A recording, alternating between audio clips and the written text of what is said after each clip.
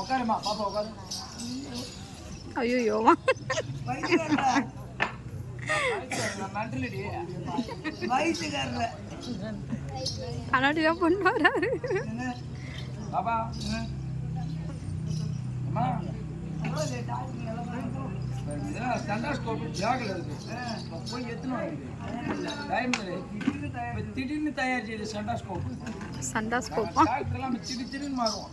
எங்க வைக்க வாங்க அம்மா உனக்கு என்ன குழந்தை இல்லை நல்ல இலை மூச்சா இழுத்து விடா. முன்னாடி செத்து போன மாரி விடுறா அப்புறம் மூச்சா